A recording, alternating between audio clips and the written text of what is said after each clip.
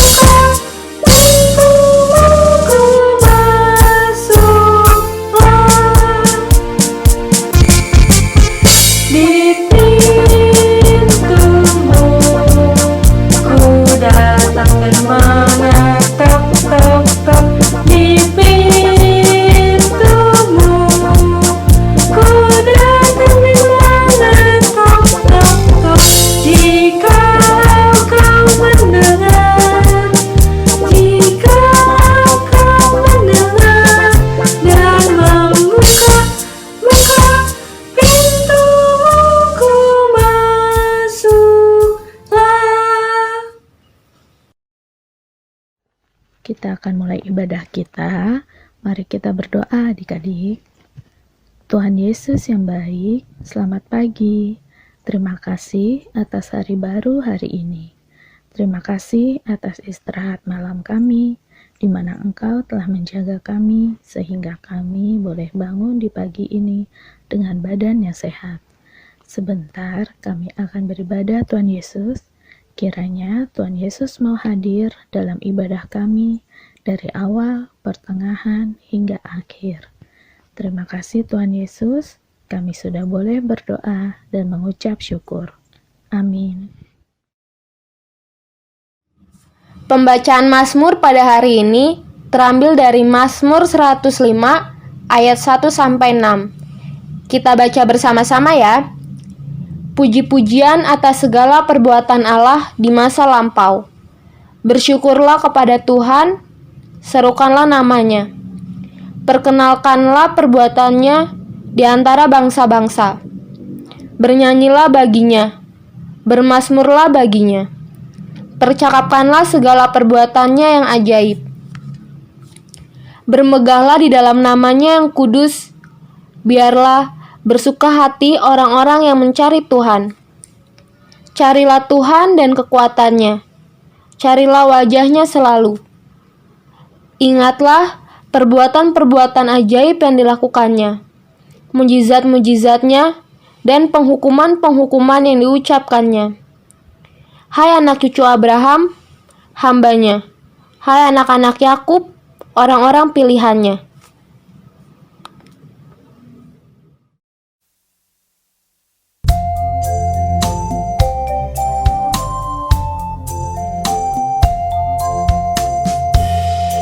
Semua yang tercipta, hai alam semesta, agungkan nama Tuhan dan puji kasih-Nya. Matahari, bulan, bintang, burung-burung, ikan-ikan, seluruh marga satwa di gunung dan lembah.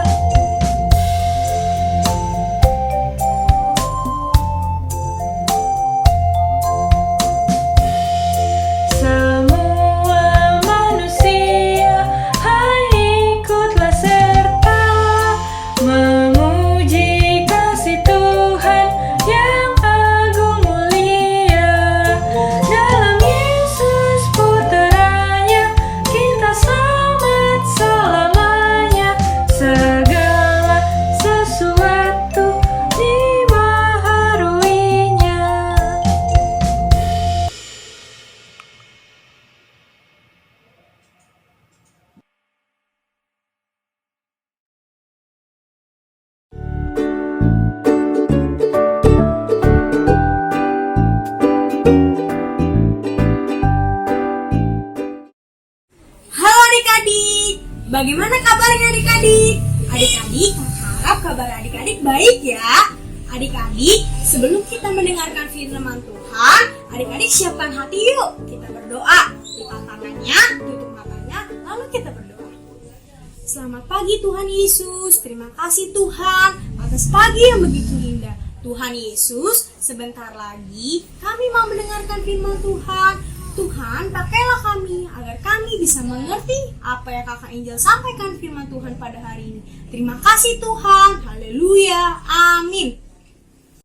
Adik-adik, yuk kita buka Alkitabnya yang terambil dari Imamat 1 ayat 1 sampai 3. Udah terbuka adik-adik? Yuk kita baca bersama-sama yuk.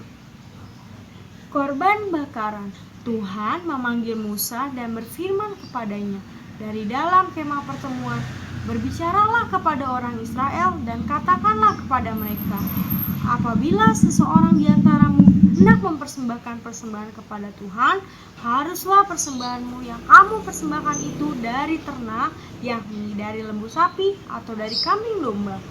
Jikalau persembahan merupakan korban bakaran dari lembu, haruslah ia mempersembahkan seekor jantan yang tidak bercelah. Ia harus membawanya ke pintu kemah pertemuan supaya Tuhan berkenan akan dia. Adik-adik, coba lihat gambar ini. Adik-adik pasti sering melihat benda ini di gereja. Benda ini apa ya? Ya, betul, ini kan kantong persembahan. Adik-adik, setiap hari Minggu sebelum ke gereja biasanya dikasih uang sama mama, papa untuk persembahan, betul kan? Kenapa ya kita harus kasih persembahan? Ya, karena persembahan itu adalah ungkapan syukur kita adik-adik atas berkat yang sudah diberikan kita lewat papa, mama. Persembahan itu juga bagian dari ibadah loh adik-adik. Oleh karena itu, diiringi dengan nyanyian dalam ibadah ditutup juga dengan doa. Lalu, uang persembahan setelah dikumpulkan buat apa ya kak?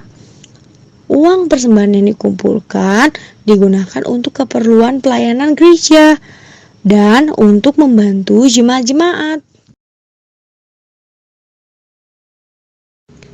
Adik-adik, Tuhan tidak melihat berapa banyak uang persembahan yang adik-adik berikan. Jadi, misalnya kalau ada orang lain yang memberikan uang persembahan yang lebih banyak atau besar jumlahnya, bukan berarti persembahan mereka lebih berkenan di hadapan Tuhan. Di Alkitab, tepatnya di kitab Lukas 21 ayat 1 sampai 4, ada sebuah cerita yang menarik tentang persembahan di bait Allah. Pada saat itu, ada seorang janda miskin yang memberikan persembahan di bait Allah. Si janda miskin ini uangnya tidak banyak adik-adik, tapi dia memberikan hampir dari seluruh harta yang dia punya. Walaupun jumlahnya sedikit, tapi Tuhan Yesus senang sekali. Karena janda miskin ini memberikan persembahan dengan hati yang tulus. Cerita ini mengajarkan ke kita bahwa Tuhan tidak melihat jumlah persembahan yang diberikan, tetapi hati yang benar, tulus untuk memberi. Adik-adik, persembahan yang kita berikan sebaiknya dipersiapkan dengan baik. Biasanya mama, papa yang kasih uang persembahan bukan? Biasakan adik-adik menyiapkan uang persembahan sebelum ibadah, bukan di tengah-tengah ibadah. Lalu adik-adik baru minta ke mama papa. Nah, adik-adik, persembahan itu adalah bagian dari ibadah minggu loh adik-adik, sambil diiringi lagu pujian, jadi harus dipersiapkan sebaik mungkin. Bukan seperti misalnya uang jajan yang adik-adik bisa minta kapan aja.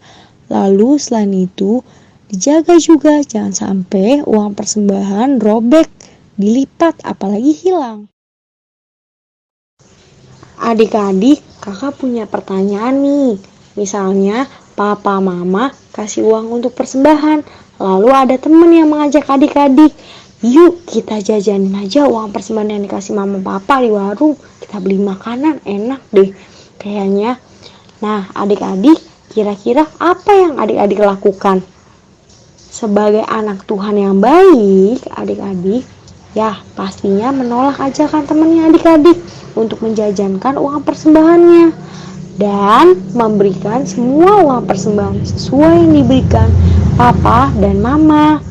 Adik-adik, tidak baik kalau adik-adik memakai uang persembahan untuk jajan, walaupun hanya sebagian adik-adik. Tuhan Yesus pasti sedih sekali adik-adik. Adik-adik mau buat Tuhan Yesus senang atau sedih? Senang dong pastinya, ya kan? Oleh karena itu, hendaknya persembahan yang kita berikan untuk Tuhan, kita berikan seutuhnya. Dan jangan digunakan untuk keperluan yang lain adik-adik. Adik-adik, persembahan itu tidak hanya uang loh.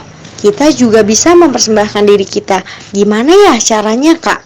Caranya dengan menjadi anak yang baik dan taat kepada perintah Tuhan.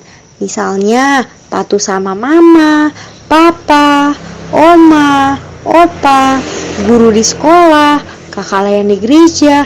Adik-adik, siapa yang patuh sama mama dan papa? Dengar-dengaran sama kakak layan. Wah, hebat. Lalu, bentuk taat kepada Tuhan yang paling penting adalah rajin berdoa dan membaca Alkitab. Jangan lupa adik-adik untuk selalu berdoa dan membaca Alkitab ya setiap hari adik-adik.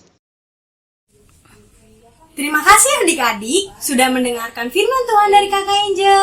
Adik-adik, untuk aktivitasnya, adik-adik membuat satu persembahan lagu dengan menggunakan gerakan. Lalu dikirimnya via WhatsApp Kakak Angel atau enggak kirim melalui Instagram PA Sejahtera Jaksel. Terima kasih adik-adik. Tuhan Yesus memberkati. Sebelum kita mengakhiri ibadah hari ini, yuk kakak mau ngajak adik-adik kita berdoa. Lipat tangan, tutup mata, mari kita berdoa. Tuhan Yesus, terima kasih karena Engkau telah memberkati ibadah kami dari awal, pertengahan, hingga akhir. Terima kasih Tuhan, inilah doa kami. Di dalam nama Tuhan Yesus Kristus, kami berdoa dan mengucap syukur. Amin. Adik-adik, persembahan adik-adik boleh disatukan dengan persembahan mama papa dan bisa ditransfer di nomor rekening yang ada di layar. Tuhan Yesus memberkati adik-adik dan persembahan adik-adik.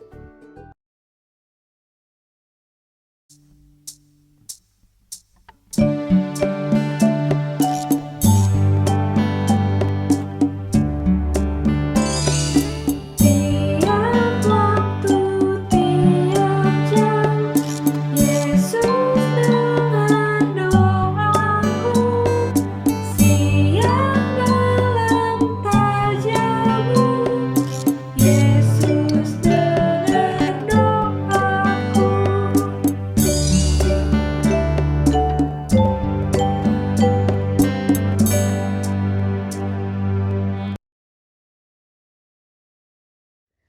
Untuk menutup impak kita, mari kita berdoa.